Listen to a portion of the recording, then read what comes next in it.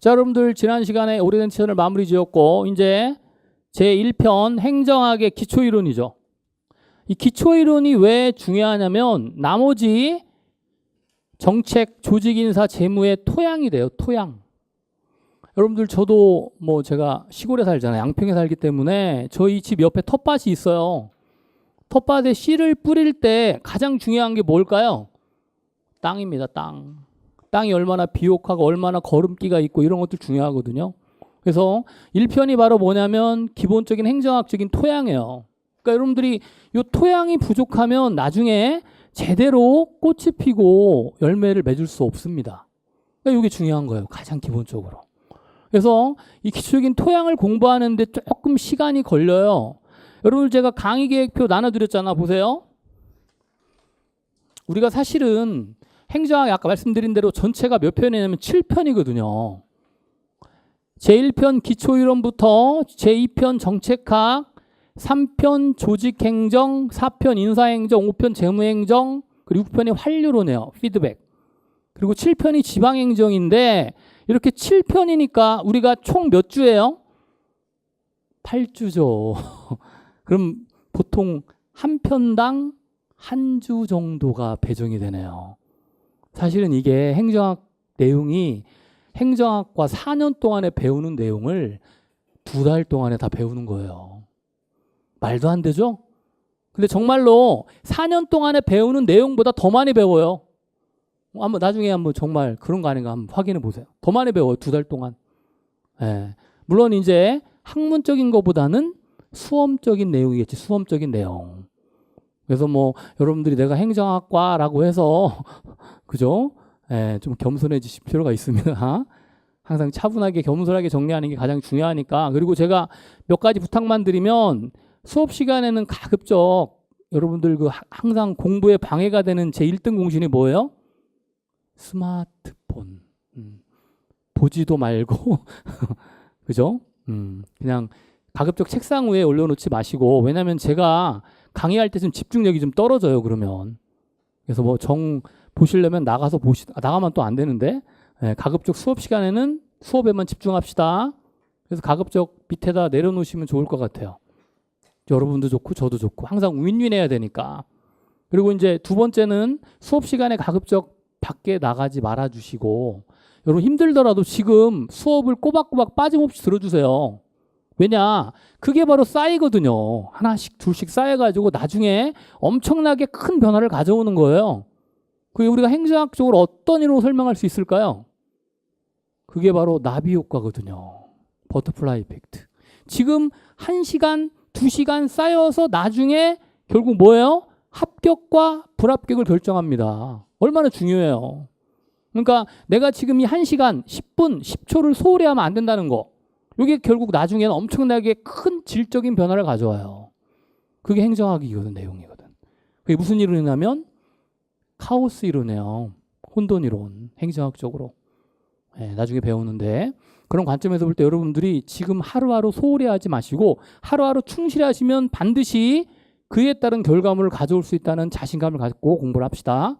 자, 그래서 오늘 이번 시간에 뭐 할 거냐면 행정학의 기본적 이해를 위한 틀입니다. 이게 우리가 이제 배울 내용인데, 자, 행정의 개념에서 개념적 체계죠. 사실은 우리가 배울 내용은 여기가 중심이에요. 보세요. 요 교재 요게 페이지예요. 18페이지. 그래서 지금 기본서 18페이지 보시면 요게 나와 있죠. 자, 중앙정부와 지방정부로 이렇게 나눠져 있는데, 사실은 지방을 정확하게 뭐라고 표현하죠? 우리나라는 아직까지는 지방자치단체죠. 그렇지 않습니까? 근데 문재인 정부 공약이 뭔지 아세요? 우리 행정학이니까 어차피 뭐 문재인 정부, 이명박 정부, 박근혜 정부 많이 나와요. 왜? 정부 정책을 공부하는 거잖아. 그러면 이 정책이 올바르지 않으면 어떻게 해야 돼요? 비판하고 좀 더 새로운 정책을 개발하는 게 바로 피드백, 환류거든요. 그러니까 행정학에서는 어쩔 수 없이 정부 정책에 대한 평가가 필요해요. 그걸 뭐 제가 뭐 현 정부를 비방하거나 그런 내용이 아니라, 그러니까 여러분들이 조금 아까 말씀드렸죠. 탄력성 있게 받아들일 필요가 있다. 탄력성 있게. 그게 기본이거든요. 그래서 보세요. 우리나라 지금 현재 지방자치단체인데 문재인 정부가 지방정부로 바꾼다고 합니다. 그만큼 지방자치와 분권을 강조하는 거거든요. 그래서 현재 지방자치단체에는 크게 뭐하고 뭐가 있죠? 그쵸. 오, 광역과 기초가 있죠.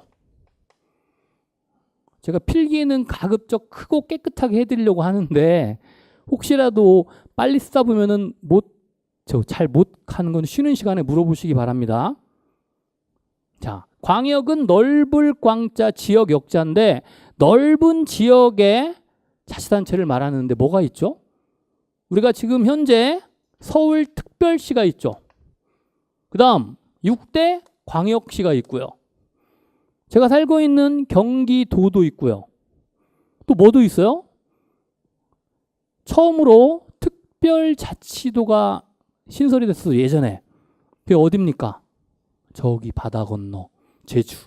이게 제주 특별자치도라고 그래요. 그리고 최근에 행정수도 문제 때문에 뭐가 생겼어요? 특자시가 생겼죠. 요것도 시험에 나와요. 요게 아까 말씀드렸잖아. 어디에 정해져 있을까요? 지방자치법 제2조에 규정되어 있어요. 제가 만든 게 아닙니다. 그래서 제가 아까 행정학 자체가 법에 규정되어 있으면 그게 뭐다? 법치행정이라고 그랬잖아요. 그러니까 행정학이지만 실제 법률에 규정된 내용을 여러분들이 알고서 행정을 해야 돼요. 모르면 안 된다는 거지. 그래서 요거 5개 있고요.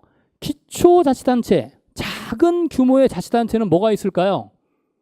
여러분들 시, 성남시, 가깝잖아요. 또 과천시도 있고요. 경기도 과천시. 또 뭐도 있죠?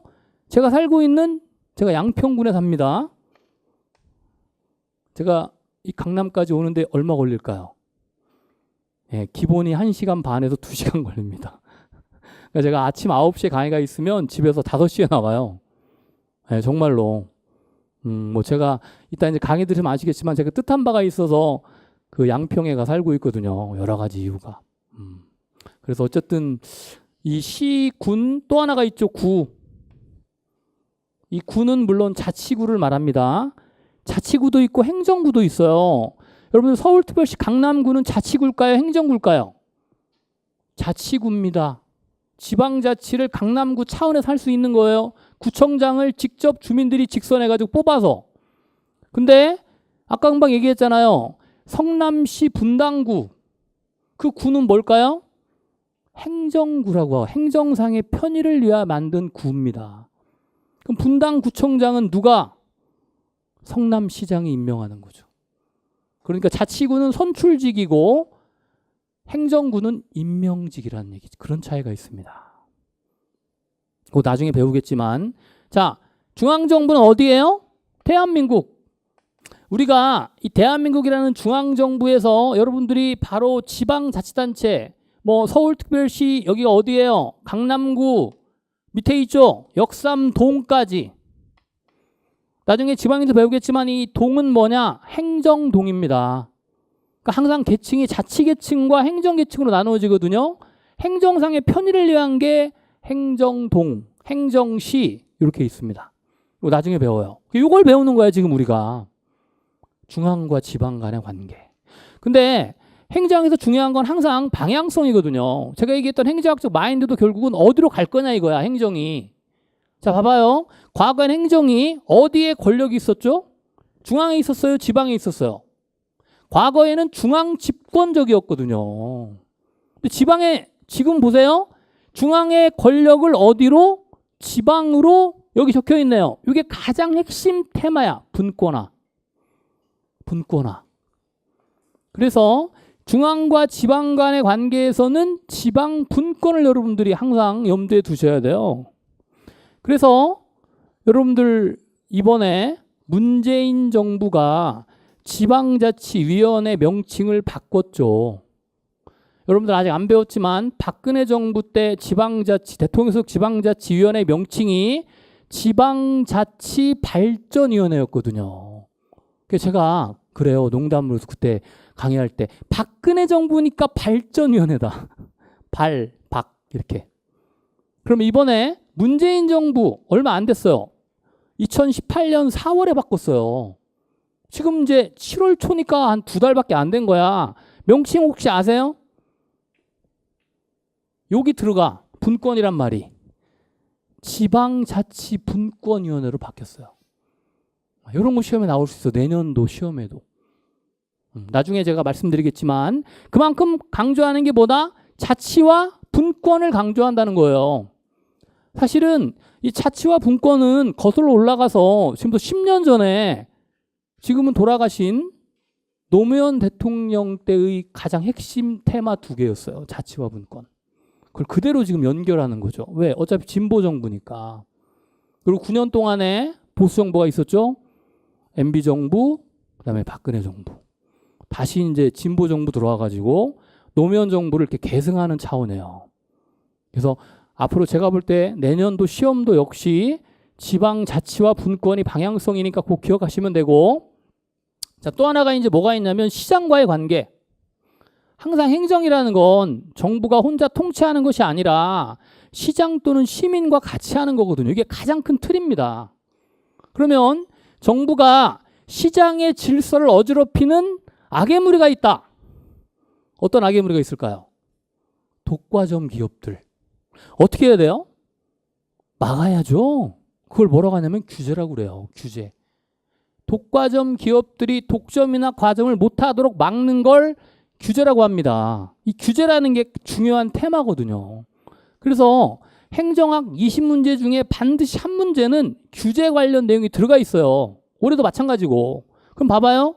규제를 강화시키는 게 맞습니까? 완화시키는 게 맞습니까? 완화가 맞아요. 완화. 예전에는 규제가 강화됐는데 그러다 보니까 시장의 자율성이 침해되거든요. 그래서 현재는 신행정국가 맥락을 본다면 규제 강화가 아니라 완화로 가는 게 맞다는 거죠. 이게 방향성이에요. 기본적인 방향성. 물론 최근에 이제 아직 여러분들 심화 과정 때 배우겠지만 지나친 규제 완화 때문에 권한과 책임 문제가 발생하고 그래서 탈 MPM이라는 이론이 또 나와요. MPM이 신공공관리론이거든요. 그래서 신공공관리론 탈 시장의 문제가 나와. MPM 제가 아직 안 배웠지만 시장의 자율성을 정부에 도입하자는 거거든요. 그래서 이러한 탈 MPM 문제에서는 물론 규제에 대한 재규제 문제가 논의는 되고 있어요. 규제에 대한 재규제 논의가 되고 있긴 합니다만 현재의 대세는 어쨌든 규제 강화가 아니라 완화로 가는 게 대세예요. 규제 완화를 통해서 시장의 자율성을 회복하기도 합니다. 이게 가장 대세죠. 마지막 또 하나. 우리가 배울 또 하나는 이제 시민입니다. 여러분, 시민사회가 행정에 처음 등장한 게 언제일까요? 미국도 1980년대예요. 우리나라는 거의 90년대죠. 우리나라도 80년대 여러분들 아시죠? 87년도에 민주화 항쟁을 겪고 난 이후로 시민사회가 구축이 됐거든요. 그러니까 90년대야. 정확히 얘기하면 90년대 거의. 80년대 후반. 그래서 시민사회가 1990년대부터 이제 보고 있는 것이 아니라 직접 정부의 정치 결정에 참여하도록 하는 시민 참여가 가장 중요한 논점이에요. 그러니까 우리가 지금 행정학 1편부터 7편까지 배우는데 가장 중요한 흐름이 3가지예요. 첫 번째는 중앙과 지방과의 관계에서는 뭐가 논점이에요? 지방 분권. 중앙의 권한을 지방으로 분산시키는 거. 두 번째는 정부와 시장과의 관계에서는 시장의 규제를 강화하는 게 아니라 어디로 간다? 완화하는 쪽으로 간다. 그렇죠. 그게 논점이에요. 세 번째, 시민 참여 부분에서는 과거에 없었던 시민이 직접 참여해가지고 정부의 정책 결정이나 아까 얘기했잖아요. 오리엔테이션 때. 뭐에 참여한다?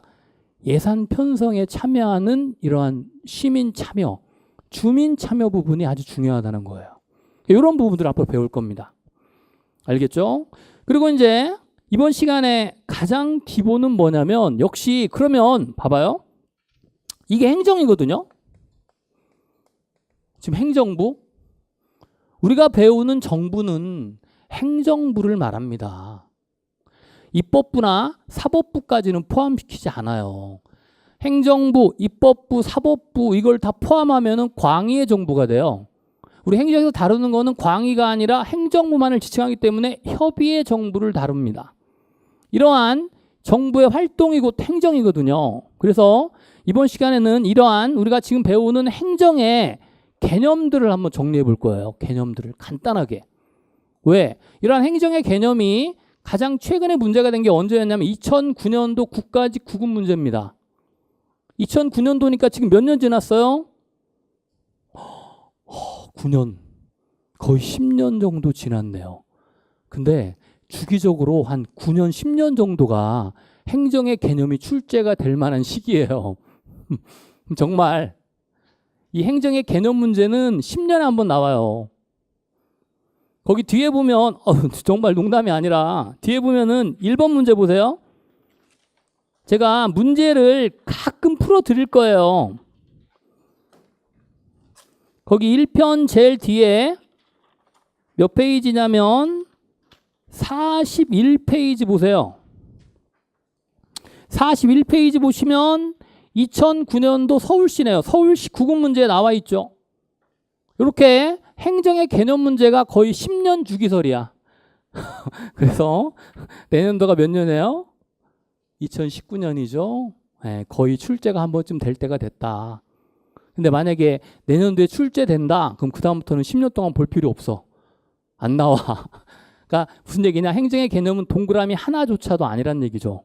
제가 그랬잖아. 동그라미 하나는 3, 4년, 두 개는 2년, 별표 한 개는 1년에 한 번, 별표도 1년에 2번, 별표도 1년에 3번이었잖아요. 국가직 지방이 서울시 기준. 그런데 우리가 행정의 개념을 알아야만 행정을 나갈 수 있으니까 이번 시간에 배울 거예요. 자, 일단 가장 일반적 개념이에요. 이게 일반적 개념. 보세요. 우리 교재 페이지 수가 나와 있고요. 여러분들 강의 노트에 잘 정리가 되어 있잖아요. 지금 보시면 이게 행정의 가장 기본적인 개념인데 요 그대로 정리하면 이게 이제 정부인데 정부의 항상 이 머리에는 제가 여러분들 뭐 농담으로 얘기하는데 우리 인간도 요 단단한 해골이 있잖아요. 해골 속에 뭐가 들었죠? 뇌를 뭐라고도 합니까? 우리말로. 골이라고도 해요. 골. 아, 이거 순수 우리말이야. 골. 뇌 말고. 그래서 여러분들 골이 비면 돼요, 안 돼요? 골이 비면 큰일 나죠. 역시 마찬가지입니다. 정부도 항상 머리 꼭대기에 뭐가 있냐면 골이 있어요. 근데 그건 우리말 골이 아니라 영어 골이야. 영어 골 한번 적어볼까요? 골. 아, 이거 빨간 걸로 적읍시다. 여기 눈에 팍 띄니까. 이 골이 뭐예요? 목표, 목적이죠. 이게 행정의 목적입니다. 행정의 목표. 자, 그럼 여러분 생각하는 행정의 목표는 뭘까? 골. 여기 있네요. 행정의 목표는 가장 현실적으로 공익 추구입니다. 공익. 사익이 아니라 공익입니다. 나중에 배우겠지만 공무원이 공익을 추구하지 않고 사익을 추구하는 행위를 뭐라 그래요? 공부하신 분? 왜 피하고 그래? 행정학도 혹시 이걸 뭐라고 하냐면 사적 목표의 설정이라고 그래요. 내부성이라고도 하고 이게 정부 실패의 원인이거든요. 공적 목표가 아니라 이런 거야. 사적 목표. 자기 개인의 이익을 추구하는 거예요. 아, 몰라도 돼요. 제가 여러분들의 답변을 들으려고 질문 드린 거 아니야, 전혀. 왜냐면은 이게 질답식 교육이라는 게 중요하거든요. 제가 혼자 강의하는 것보다 질문하고 답변하는 걸 뭐라고 그래요? 혹시 아세요, 이게? 이게 유태인식 교육 방식이에요. 유태인식. 이걸 뭐라고 하죠? 하브로타라고 그래, 하브로타. 이게 되게 효과적이에요, 여러분들. 스타디도 그런 거야. 여러분 친구한테 질문하고 답변하잖아. 밥 먹을 때, 밥터디. 그게 기억에 남아, 정말로. 그래서 제가 일부러 질문을 드리는 거야. 의도적으로. 기억하라고요. 그냥 제가 이거는 뭐다 땡 하면 뭘 알아 모르지. 그냥 지나가 버리면 잊어먹는단 말이야. 휘발성이 강하기 때문에 제가 항상 질문을 자주 해. 근데 반드시 답변을 말하고 하는 거 아닙니다. 오해하지 마세요. 일부러 제가 하는 거야 그런 식으로. 그래서 여러분들 왜 예전에 유태인 교육해가지고 PD 수첩인가 거기서 나왔는데 다큐멘터리인가요? 유태인 도서관들 가보세요. 못 가봤어요. 예루살렘에 가보면 도서관이 시끌벅적 시장판이야. 막 둘이 그죠? 마주보면서 질문하고 답변하고 질문하고 이렇게 공부를 하는 거야. 우리나라처럼 조용하지 않아 절대. 되게 시끄러워요 정말로. 그리고 다른 사람 옆에 떠들어도 전혀 신경 안 써. 둘이 그냥 하는 거야. 물어보고 답변하고 물어보고. 근데 실력은 좋잖아요. 유태인들이 제일 많잖아. 어쨌든 노벨상 수상자도 제일 많고요. 뭐 그 사람들이 뛰어나기보다는 제가 볼 때는 학습 방법이 뛰어난 거예요. 사실은. 그런 부분 우리 배워야죠. 그렇게 유태인이 교육 방식이 좋으면 그걸 배우는 걸 뭐라고 그래? 행정학적으로 벤치마킹이라고 그래요. 벤치마킹. 항상 우리가 벤치마킹이 필요해요. 여러분들 주변에 공부 잘하는 친구들 있죠? 벤치마킹 하세요. 왜? 그 친구들 분명히 합격하거든요. 그 친구들은 벤치마킹만 해도 합격할 수 있는 거야, 내가. 아시겠죠? 중요한 거예요, 그게. 그래서 보세요. 이게 목표가 공익이고, 공익이라는 건 우리 아직 안 배웠잖아요. 근데 공익이 뭘까요? 나중에 배웁니다. 공익에 대한 학설이 있어요. 실체설하고 과정설이 있거든요.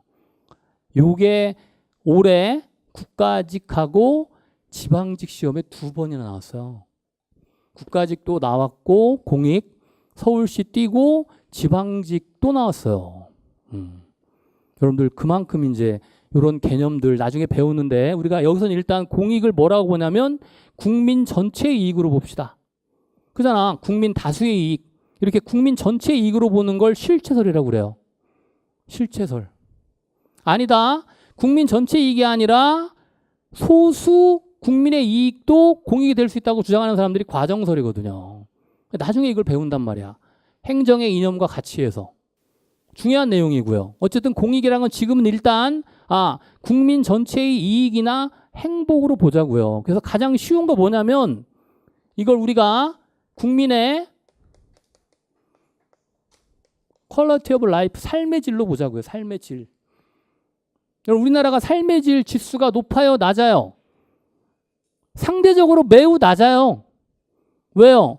우리나라 1인당 GDP는 매우 높습니다. OECD 국가에서 평균 이상이에요. 우리나라 거의 지금 3만 불 수준이거든요. 근데 행복 지수는 거의 최하위예요. 심지어 중국이나 인도만 또 못해요. 우리나라 행복 지수가. 그렇죠? 이거는 뭐 뭔가 문제가 있는 거 아닙니까? 그렇지 않아요? 뭔가 문제가 있다면 개선하고 좀 더 새로운 행복을 추구하는 게 행정이거든요. 이게 국민의 행복이 곧 행정의 목표라는 거는 정말 농담이 아니라 국민을 행복하게 하자는 거예요. 그리고 그 행복하게 하자는 여러분들의 그 목표를 달성하는 하나의 수단으로서 여러분들이 일하게 되는 거야. 얼마나 좋은 일이에요, 여러분들. 그렇지 않습니까? 그래서 제가 볼 때는 공직보다 좋은 일은 없는 것 같아. 정말. 그죠? 그러니까 여러분들이 나중에 공무원이 되시면 정말 내가 소명을 가지고 열심히 국민을 위해서 봉사하시기 바랍니다. 그러면은 내가 하는 일도 좋고 내 보람도 있고 얼마나 좋아요. 그렇지 않습니까? 저도 지금 뭐 아직 젊은 나이 아냐. 그래서 저희 동네에 보면은 국립휴양림관리소가 있어요. 그게 책임운영기관이거든요. 저희 동네 중미산, 유명산 있거든요. 거의 공무원입니다. 네, 제 꿈이 그 공무원 합격해가지고 그 저희 집에서 한 15분, 10분밖에 안 걸려. 그렇게 가깝게 출퇴근할 수 있으면 참 좋겠다는 생각을 합니다. 그죠? 그리고 자연을 깨끗하게 하면서 내가 보수도 받고 영무도 얻으면 얼마나 좋아요. 제 꿈이야, 꿈. 꿈일 뿐이지. 현실은 다르죠. 여러분들의 꿈이 공무원 아닙니까? 그러니까 꿈을 위해서 노력하셔야 되겠죠. 자, 그래서 보시고 이렇게 목표를 달성하기 위한 항상 행정학은 어떤 관계냐? 목표와 무슨 관계일까요? 수단 관계야, 항상. 여러분들이 지금까지는 그냥 아무 생각 없이 사실지 몰라도 앞으로는 여러분들이 분명히 여러분들의 목표를 딱 정하고 그에 적합한 최적 수단을 찾는 데 노력하시기 바랍니다. 그럼 인생 성공할 거예요. 무슨 제가 뭐 삶의 지표를 말씀드리는 강사는 아니지만 보세요. 골 이렇게 돼요. 민스. 이게 앞으로 우리가 행정학뿐만 아니라 여러분들의 인생의 삶의 지표가 되는 거예요. 여러분들의 인생의 목표가 있을 거 아니에요? 그렇지 않습니까? 인생의 목표가 뭐야? 응? 행복? 그럼 뭐야? 빨리 얘기해 보세요. 시간 없어요. 뒤에 분 인생의 목표 뭐예요? 너무 빨리 왔나 질문이? 저의 목표요? 우리 가족 행복하게 사는 거. 그렇다면 우리 가족 행복하게 살기 위해서 가장 좋은 수단을 찾는 거예요. 제가 아까 그랬잖아요. 제가 양평에 산다고요. 그 목표를 수단하기 위한 수단이야. 목표를 달성하기 하나의 수단. 예, 좀 너무 가족주의입니까? 죄송합니다. 너무 소가족주의인가? 근데 우리 그런 말도 있잖아요. 수신제가 치국평천하. 가족을 그저 하지 않고는 뭐 물론 그 말이 옳은지 틀린지 모르겠지만 어쨌든 일단 우리 사회도 지금 현재 가족 중심이니까 가족이 행복하면 지역도 행복할 거 아닙니까? 그렇게 가보자면 그럼 국가도 행복하겠죠. 제 소신이에요. 그래서 어쨌든 이러한 목표를 달성하기 위한 수단으로서 방법을 찾는 거고요. 이게 이제 우리가 배웠던 행정 조직과 조직이 이거거든요. 이 조직 자체. 이 조직을 어떻게 바꾸면 좀 더 국민을 행복하게 할 것인가를 고민하는 거예요. 또는 이 조직 안에 근무하는 인력, 이게 인사죠. 어떻게 뽑고 어떻게 배치를 시키고 보수는 어떻게 주고 연금은 어떻게 지급할 것인지를 정하는 게 인사행정이에요. 그리고 마지막 가장 우리 현실적으로 중요한 게 뭐예요? 뭐니 해도 머니 아니에요? 국가의 머니를 뭐라고 그래요? 재정이라고 합니다. 그러면 이 국가의 재정을 얼마나 효율적으로 배분하고 배분이 뭔가 지나치게 편중되어 있다면 어떻게 재분배할 것인가에 대한 문제, 이런 문제가 재무행정이거든요. 이게 이제 우리가 배우는 거야. 조직행정, 인사행정, 재무행정. 이게 하나의 다 수단이자 하나의 이게 뭐냐면 활동이에요. 정부의 활동. 이걸 우리가 행정에서 배우는 겁니다. 간단하게. 그러니까 행정공무원이 이 조직인사 재무를 모르고 뭘 알 수 있겠어요. 그러니까 중요한 거야. 그만큼. 전 당연히 필수가 된다고 생각을 하고요. 자, 이렇게 이러한 활동이 결국은 혼자 하는 게 아니죠. 반드시 여기에는 누가 있어요? 상대방이 있죠. 이게 누구냐면 국민이거든요. 이렇게. 그래서 간단하게 정리해드리면 보세요. 행정이란 공익을, 즉 국민의 삶의 질, 국민의 행복을 달성하기 위한 활동, 모든 수단이 됩니다. 거기 재반이라는 게 모두 제자거든요. 모든 활동에 뭐가 있냐면 대표적으로 조직, 인사, 재무활동이 있어요. 제3편 조직론, 4편 인사행정, 5편 재무행정에서 4, 3, 12 거의 10문제 이상 나오거든요. 여기서. 그런데 정부 혼자 하는 것이 아니라 예전에는 혼자 했죠. 예전에는 보세요. 이렇게 수평적 개념, 이건 지금 수평이잖아. 보세요. 쌍방향이고. 그러니까 옛날에 어떻게 했을까요? 옛날엔 수직이야. 이렇게. 일방향이고. 이게 정부고요. 이걸 뭐라고 하냐면 거버먼트라고 그래요. 통치 개념. 그러니까 옛날에는 통치 개념으로 행정을 받죠. 국민은 정부 아래에 있는 수직적 관계입니다. 그렇죠? 이런 관계가 이렇게 바뀌는 거야. 지금은 수직이 아니라 수평적 관계고, 수직이 아니라 수평이잖아요. 일방향이 아니라 뭐야? 쌍방향이고, 저게 통치라면 이걸 뭐라고 할까요? 같이 하니까 국민하고 협동적이라고 해서 이걸 협치라고 그래요. 협치. 이른바 거버넌스 개념이거든요. 저기는 거버먼트고 이거는 거버넌스고 분명히 다르죠. 이게 가장 기본적인 여러분들의 마인드예요. 바뀌어야 돼요. 이제 과거에는 통치 개념이었지만 지금은 통치가 아니라 협치 개념으로 가야 되겠죠. 거버넌스 개념. 이게 가장 기본적인 행정의 개념입니다. 자, 그 다음에 이제 뭐가 있냐면, 그러면 좁은 의미와 넓은 의미가 있죠. 자, 좁은 의미 행정을 여러분들 강의 노트 보시면 뭐라고 돼 있냐면 삼각형만 그렸잖아요.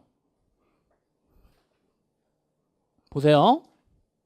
요 내용은 우리 기본서에 나와 있고, 기본서에 나와 있는 내용을 제가 강의 노트에다가 작 핵심만 뽑아서 정리한 거니까, 자, 보시면 협의의 행정은 아까 말씀드린 대로 요게 협의의 행정이에요. 이걸 뭐라고 하냐면 정부잖아요. 중앙정부든 지방정부든 정부고요. 자, 정부 내에 있는 공무원들을 뭐라고 그래요? 뷰로크라시, 관료라고 하죠. 관료. 그래서 관료는 지금 봐봐요. 주로 3계층으로 나누어지죠. 요거 하위계층, 중간계층, 상위계층. 이게 관료제거든요. 정부 관료제. 중앙정부면은 중앙정부 관료제, 지방정부도 역시 지방정부 관료제잖아요. 그럼 보세요. 하위계층은 우리 현재 경력직, 일반직 기준으로 9급으로 나누잖아. 그러면 하위계층이 보통 몇 급에서 몇 급일까요? 7에서 9급까지가 하위계층으로 봐요. 그러니까 여러분들 9급 시험이나 7급 시험이나 일단은 하급 관리자인데 좀 더 승진하면 중간 관료가 되죠. 중간 관료는 국가직 기준으로 과장급이니까 4급부터 지방직의 계장, 팀장까지니까 거의 6급까지. 이게 중간 관리자입니다. 그리고 상위직 공무원은 당연히 1급에서 3급까지겠죠. 이러한 1급에서 3급 공무원들 국가직 같은 경우에는 어떻게 관리하죠? 지금 현재?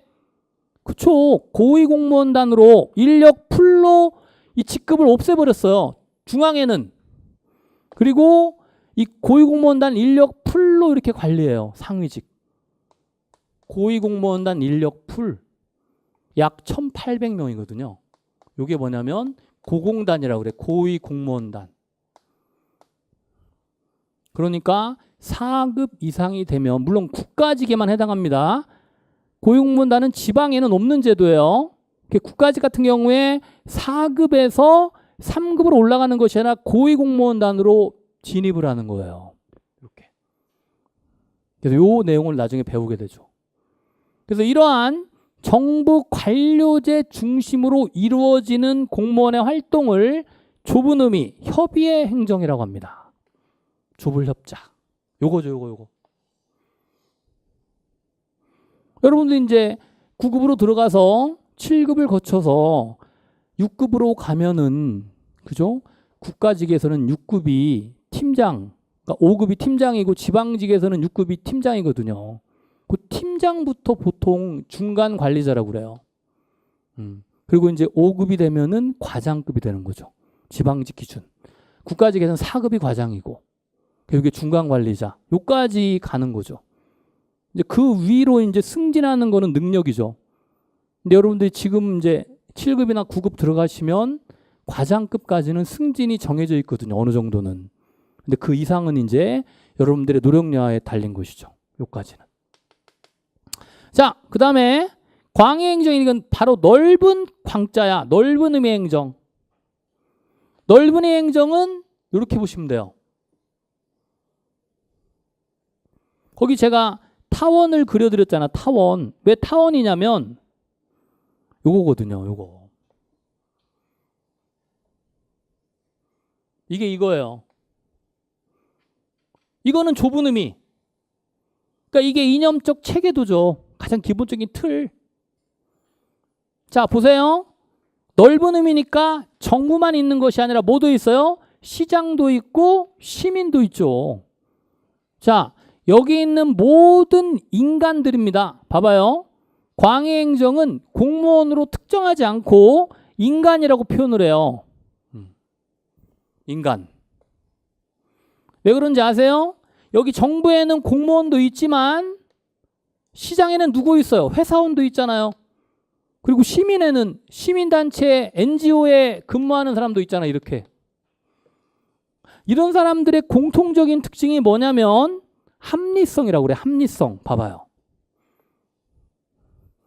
여러분들 아직 합리성이란 개념을 안 배웠잖아요. 나중에 행정의 가치와 이념할 때 합리성이란 개념을 배우는데 아까 제가 말씀드렸던 게 바로 합리성의 개념이에요. 아까 뭐라고 그랬죠? 여기 뭐 있어요?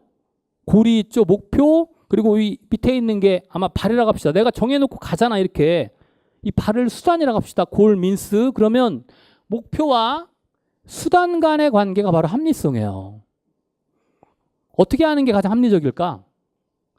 목표 달성의 수단 중에서 가장 최적 수단을 찾는 게 바로 합리성입니다. 여러분들이 봐봐요. 공무원 시험 합격이란 목표를 정했다. 그러면 공무원 합격을 위해서 여러 개의 수단 중에서 가장 최적 수단을 찾는 게 바로 합리적 행위거든요. 그러니까 인간은 기본적으로 합리적 행위를 한다는 거예요. 수반한다는 거는. 그러니까 공행정도 들어가지만 여기에 있는 사행정도 모두 합리적 행위로 보고 이렇게 공사행정을 모두 포함하는 그런 행정을 광의행정으로 보는 거예요. 그리고 사실상 이게 거버넌스 개념, 최근의 행정 개념하고도 동일합니다. 광의행정이. 예전처럼 협의행정, 정부 관료제만을 논의하는 게 아닙니다. 여러분들이 이거 주의하시고요. 아시겠죠? 그래서 협의와 광의의 행정 개념에 대해서 간략하게 설명드렸어요. 근데 실제 중요한 건 뭐냐면 요거예요. 이번 시간에 가장 핵심이고 여러분들이 공부하기 어려운 부분 중에 하나야 이게. 이게 22페이지인데 왜냐면은 자 행정학적 행정 개념이라는 거는 지금 보세요. 행정관리론부터 신국정관리론, 즉 거버넌스가 신국정관리론이거든요. 보세요. 거버넌스. 이 신국정관리를 뉴 거버넌스론이라고 그래요. 그러니까 신국정관리를 다른 말로 뉴 거버넌스인데 이렇게 6개 이론이 있는데 이 이론들이 과연 어떻게 흘러왔는지를 지금 보는 건데 이게 바로 행정학적 행정 개념이야. 행정법적 개념이 아니에요. 행정법적 개념은 행정에서 할 필요가 없습니다. 왜? 행정법에서 하면 되거든요. 상권분립을 기준으로 행정법적 개념이 나누어지는데 그건 행정학에서 할 필요가 없고 행정학에서는 이렇게 이제 이게 어떻게 보면 행정학의 연역, 역사예요. 역사. 왜냐? 1880년부터 여기 1920년까지거든요. 쭉 가가지고 1990년까지 약 110년 동안의 행정의 개념의 변화거든요. 근데 여기에 이제 숨겨져 있는 중요한 의미가 있어요. 그게 뭐냐면 보세요. 이거 아주 중요해요. 우리가 행정학의 가장 기본적인 맥락입니다. 가장 기본적인 맥락이 왜냐면 여러분 강의 노트 보시면 강의 노트 그 7페이지 보시면 상단에 나와 있죠. 그거예요. 행정학적 행정 개념. 거기 봤죠? 7페이지. 자, 일단 행정이라는 한 친구가 있는데 행정을 한 친구로 놓고 이 행정이라는 사람은 친구가 딱 2명 있어요. 또 하나가 누구냐면 경영이라는 친구. 왜? 가깝게 지내거든. 또 한 명이 누굴까?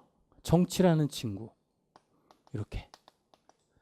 그래서 행정이 어떤 때는 경영처럼 했다가 어떤 때는 정치처럼 했다가 경영 정치 하다가 80년대 이후는 통합됐어.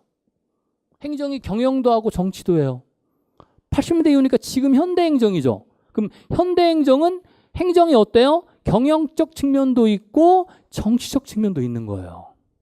근데 80년대 이전까지는 행정이 항상 경영적 측면을 강조하면 정치를 무시하는 거고 반대로 정치적 측면을 강조하면 경영을 무시하게 돼요. 이게 이제 행정학 행정 개념인데 자, 여기서 하나 중요한 게 있는데 여러분들이 이제 봐봐요. 경영과 정치가 중시하는 게 뭘까 한번 생각해 봅시다.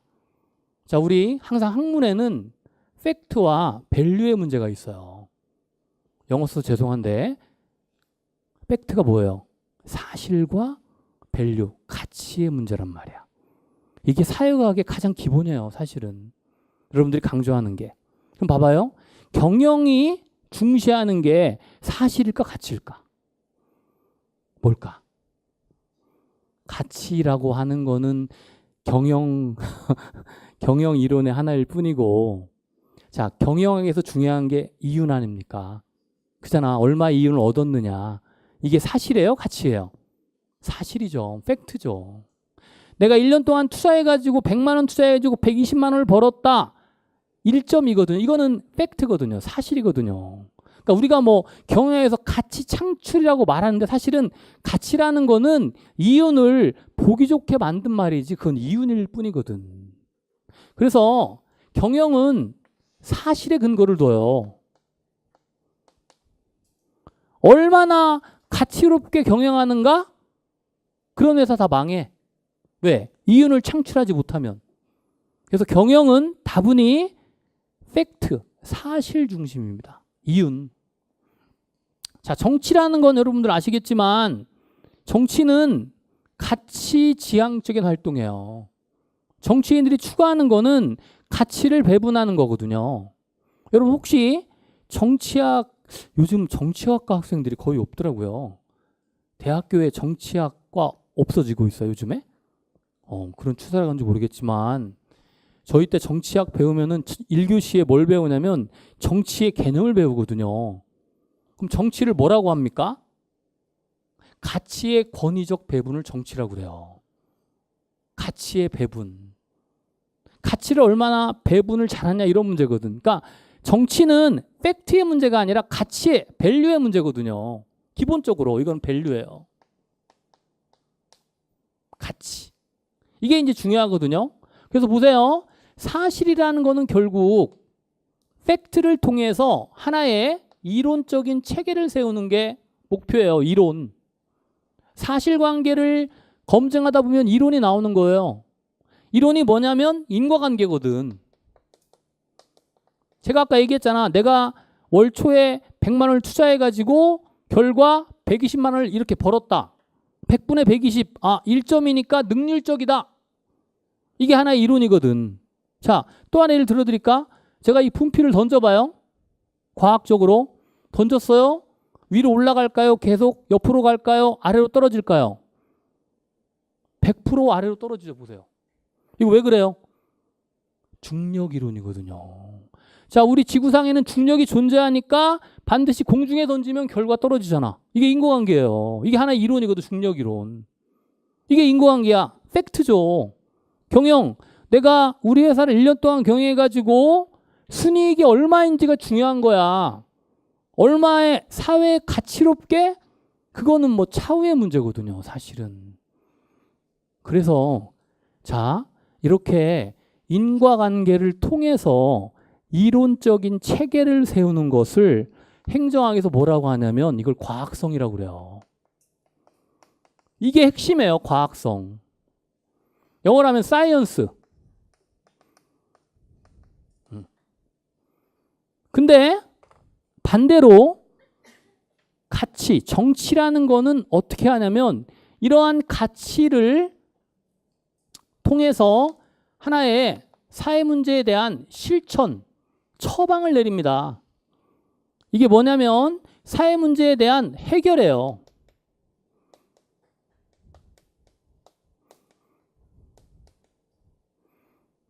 자, 근데 가치를 반드시 판단해야 돼. 이게 옳다, 그르다. 그렇죠? 뭐 예를 들면 이런 거죠. 지금 우리나라가 북한하고 지금 관계 개선을 하고 있는데 자, 보세요. 남북한 정상이 만났다는 거는 사실입니다. 그잖아. 만났잖아. 어디에서? 판문점에서. 그거 사실 아냐? 그러면 남북한 정상이 만난 걸 어떻게 평가할 거야? 바람직해요? 바람직하지 않아요? 그게 가치 판단이에요. 뭘 모르겠어요. 저는 바람직하다고 봅니다. 왜? 남북관계가 개선돼야만 어쨌든 우리나라 국민도 편안할 거 아니야.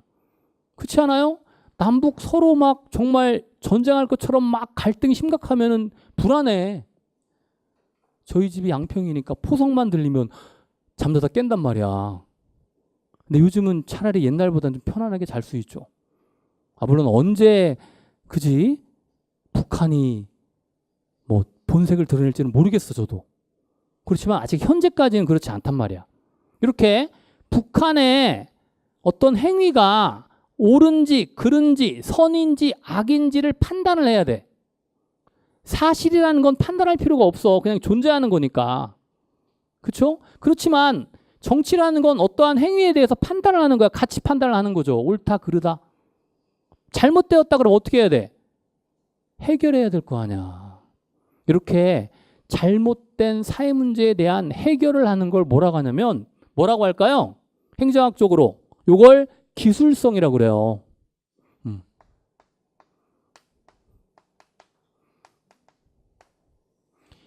이번 시간에 배운 내용에서 이게 가장 중요한 거예요. 과학성이냐 기술성이냐. 이게 행정학의 성격까지도 연결이 되거든요. 성격까지. 다음 시간에 배울. 그래서 보세요. 과학성이나 기술성은 행정학의 성격이에요. 성격. 이거는 성격.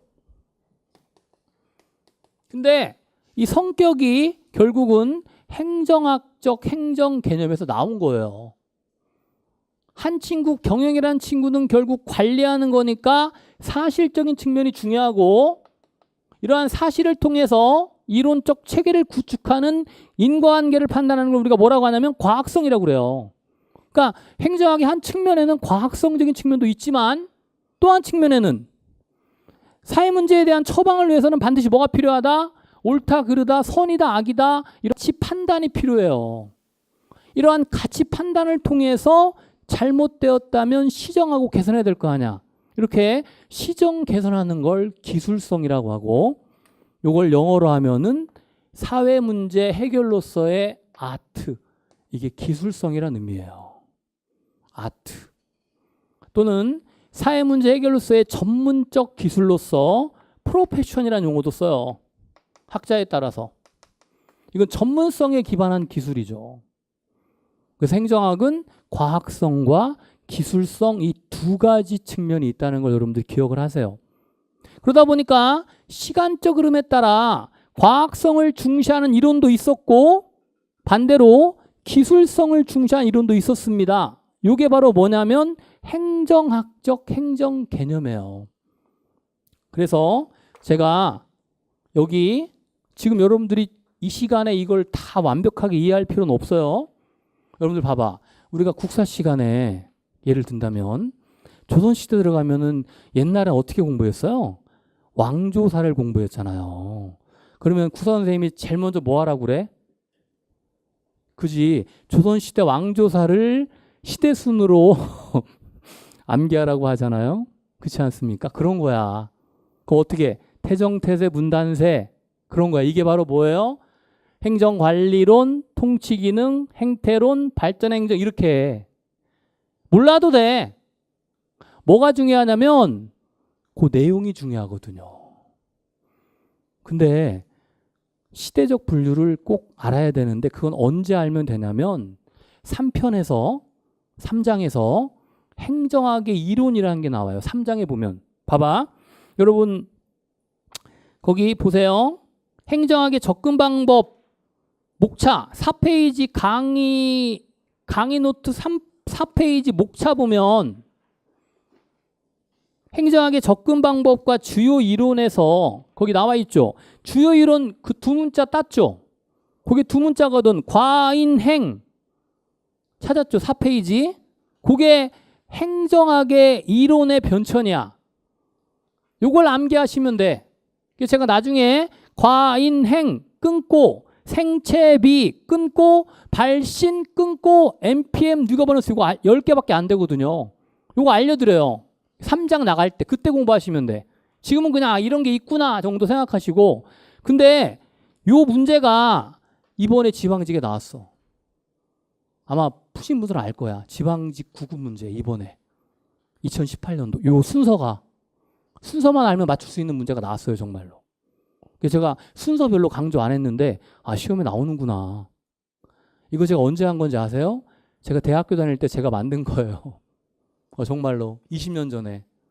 대학교 다닐 때 제가 행정학 주요 이론 순서를 제가 헷갈리니까 과학적 관리론, 인과관계론, 과인행, 생체비, 발신, NU 이렇게. 요걸 여러분들이 이해를 하시면 되는 거지. 이걸 뭐 여러분들이 꼭 여기 나와 있는 걸 암기할 필요는 없습니다. 그래서 제가 끊어드리면 봐봐요. 여기에 번호 한번 적어봅시다. 1번 행정관리론. 뭐 관리론이나 설이나 같아. 어떤 분은 론, 어떤 분은 설. 교수님마다 다르니까 신경 쓸 필요 없어요. 2번이 뭐냐면 통치기능설, 통치기능론 같아요. 왜? 시험 문제에 뭐 통치기능설로 나왔다가 론으로 나왔다가 시오리를 번역한 거니까 신경 쓸 거 없고 3번이 행태론. 4는 둘이야. 4-1, 4-2. 제가 눈에 얘기했잖아요. 지금 여러분들 완벽하게 이해할 필요 없다. 그리고 5는 신공공관리론을 New Public Management. 이걸 NPM이라고 그래요. 행정에 시장의 경영기법을 도입하는 게 80년대거든요. 그리고 6은 신국정관리론. 하고 우리 교재에 있듯이 제가 대략적인 연대별 분류를 해드릴게요. 이게 1920년대 중반.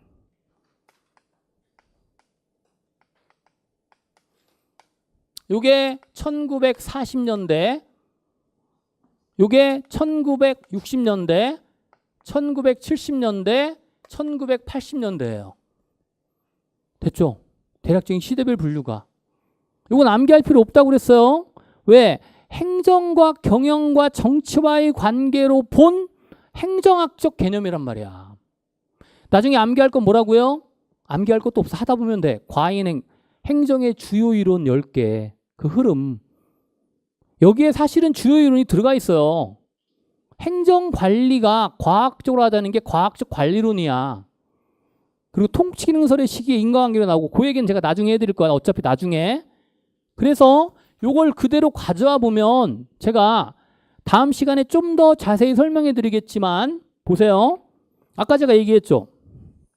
언제? 1980년대를 기준으로 나눠요. 그러니까 여기죠. 여기. 80년대를 기준으로 그 이전까지는 자 빨간색은 통과할 수 있어 못해? 시루둥이나 합시다. 빨간색일 때 차를 운전해야 돼 말아야 돼? 못 가는 거니까 절대 갈 수 없는 거야. 얘하고 경영과 정치가 완전히 분리되어 있다는 걸 표시하는 거야. 그래서 80년대 이전까지는 절대적으로 구별이 돼요. 상대적이 아니라. 그랬다가 80년대 이후부터는 점선이야. 이렇게 통합돼요. 이때부터는 상대적으로 구별이 돼요. 여러분들이 이걸 지금 완벽하게 이해 못해도 돼요. 전 하나의 틀만 제시해 준 거지. 여러분들 여기에다가 내용을 채워가지고 계속 반복하면 저절로 이해가 된단 말이야. 지금은 그렇구나. 제가 그랬잖아요. 여러분 행정학 처음 기초이론 들을 때는 완성도가 50%밖에 안 돼요. 더 낮을 수도 있어. 내가 도대체 뭘 배우는 거지? 하지만 계속 반복하다 보고 이래도 가면은 완성도가 70, 80, 90까지 가는 거란 말이야. 그러니까 지금 여러분들 내가 100% 이해한다는 걸 바라는 거는 여러분이나 저나 어불성설이야. 행정학이 그렇게 만만치 않은 과목이거든요. 그래서 여러분들의 어떤 욕심을 좀 버리시고 차분하게 현실을 직시하는 게 필요해. 그냥 이런 게 있구나 정도. 근데 하다 보면 이제 이해가 되고 틀이 잡히는 거예요. 그래서 보세요. 여기다 제가 적어 드릴게. 여기 1번이 저거예요. 행정관리설. 자, 행정관리만 하다가 1929년 경제 대공황이 일어나자 이 대공황에 대한 가치 판단을 해가지고 2번 통치기능설로 갑니다. 2번. 그런데 너무 또 지나치게 기술성만 강조하다 보니까 다시 과학성을 높이기 위해서 3번으로 가. 행태론. 저기 있죠. 그대로 정리하면. 자, 근데 너무 또 지나치게 과학성만 강조하다 보니까 개발도상국과 선진국의 문제 해결이 중요하거든요. 그래서 다시 4-1 발전행정론, 발전기능설, 4-2 신행정론으로 가는 거예요. 저기죠. 이렇게 언제까지? 1970년대까지는 행정과 경영과 정치가 완전히 결별을 해요. 이걸 뭐라고 하냐면 봐봐요.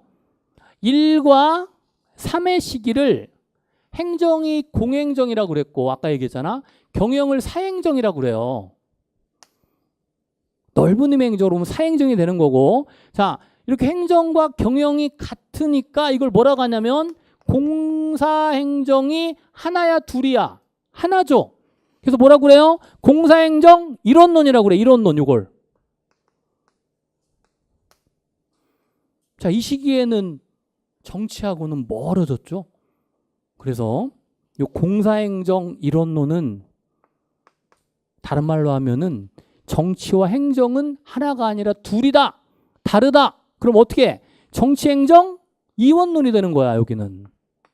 요건 여러분들이 알아요. 요거는 시험에 가끔 나와요. 7급 문제에서도 어떻게 나왔냐면 행정 행태로는 정치행정 이론론이다. OX 땡 X죠. 정치행정 이원론이 여기 행태론이니까. 자 보세요. 1번이 행정관리론, 행정을 관리로 보는 거예요. 2번은 통치기능론, 뭐 통치기능설이라기도 되고요. 3번은 행정 행태론입니다. 앞으로 배워 이거는. 그리고 4-1은 발전행정이거든요. 60년대 개발도상국의 경제발전을 강조하는 발전행정론이고 4-2는 신행정론이 됩니다. 요까지는 절대적으로 구별을 해요. 그러니까 행태설은 과학성을 높이기 위한 공사행정 이론론이죠. 정치행정 이원론이고 그게 중요한 거거든. 그래서 기억하시고, 근데 1970년대 후반에 스태그플레이션을 통한 정부 실패가 나타나거든요. 요건 시장 실패고 1978년 이러한 정부 실패에 대한 해결책으로서 두 가지 이론이 나와요. MPM도 사회 문제에 대한 해결책이 돼요. 왜? 통합되니까. 80년대부터는 이게 통합이 되거든요. 그래서 5번이 뭐예요? MPM, 신공공관리론, New Public Management야 이게. 앞으로 이 내용을 배울 거니까 지금은 틀만 잡아드리는 거예요. 신공공관리론, 매니지먼트. 그리고 이렇게 갔죠? 다시 또 와요. 90년대 뉴 거버넌스. 이제 드디어 협치의 시대가 되는 거죠. 이걸 번역하면 신국정관리라고도 합니다. 그러니까 이번 시간에 대략적인 행정학적 개념을 다 정리를 해드린 거예요. 그 내용은 나중에 채워드릴 거니까 지금은 틀만 정리하시면 된다 이거죠. 이렇게. 요게 저거고요. 아시겠죠? 그래서 이렇게 지금 행정과 경영과 정치와의 관계에서 언제까지? 70년대 신행정론까지는 행정과 경영과 정치가 절대적으로 구별됐죠. 이렇게. 그러다가 80년대 신공공관리론부터는 행정과 경영이 상대적으로 구별돼 가지고요. MPM은 보세요. 경영을 영어로 뭐라고 그래요? 비즈니스라고 해서 B형 타입이라고 그래요. B형. 이 B는 비즈니스의 약자야. 비즈니스, 경영. 이 정치는 영어로 뭐예요? 팔러틱. 이게 정치거든. P형이라고 그래요. 그래서 MPM은 보즈만이라는 행정학자가 MPM 이론을 두 개로 나눠요. 이것도 옛날에 기출문제 하나였는데 B형 타입 MPM과 P형 타입 MPM으로 나눕니다. 여기는 왜 이게 가능해? 상대적으로 통합됐잖아요. 그럼 봐봐요. B형이 더 강할까? P형이 더 강할까? 여기서는 라인을 보세요. 무슨 라인이야? B형 라인이니까 MPM의 핵심은 B형이에요. 비즈니스형 MPM이죠. 물론 정치, 가치 판단의 문제도 갖고 있어 MPM은. 그래서 양자를 비교하면 MPM은 비즈니스적인 측면이 뭐보다 팔러틱, 정치적인 측면보다 더 강한 거예요. NPM은 신공관리론은 요게 경영과 정치만 본다면, 근데 90년대 뉴 거버넌스로 가면 반대로 얘는 정치 타입이잖아. 그래서 정치적 측면이 얘는 경영보다 더 강해요. 실제 기출문제가 다음 중 뉴 거버넌스의 특징으로 옳지 않은 것 해가지고 지문 중에 하나가 뉴 거버넌스는 정치적 기능을 중시하지 않는다. 땡. 아니죠. 중시하죠. 이게 기출문제였단 말이야. 뉴 거버넌스는 오히려 정치적 성격이 뭐보다 경영적 성격보다 더 강해요. NPM은 경영이 오히려 정치보다 더 강하고요. 왜? 통합됐으니까. 이렇게 일단 정리하시고 이번 시간에 이제 행정의 개념 3가지. 첫 번째 협의행정은 뭐라고 그랬어요? 정부 관료제. 두 번째 광의행정은 인간의 합리적 행위를 광의행정으로 봐요. 세 번째 행정학적 행정 개념 간략하게 정리해 드렸습니다. 됐죠?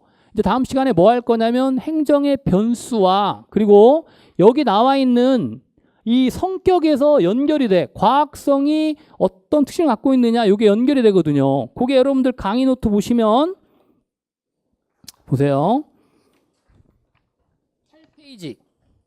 8페이지 상단에 보시면 봐봐요. 행정학의 성격이라고 나와 있죠. 그 첫 번째가 뭐예요? 행정학은 과학성과 기술성을 갖고 있다. 근데 이러한 과학성과 기술성이 의미하는 바가 가치 판단에 대한 문제부터 해가지고 쭉 정리를 해드릴 거예요. 아시겠죠? 자, 이번 시간 여기까지 하고요. 잠깐 쉬었다가 다음 시간에 8페이지 강의 노트 8페이지입니다. 교재 보시면 거기부터 해드릴게요. 네, 잠깐 쉬었다 합시다.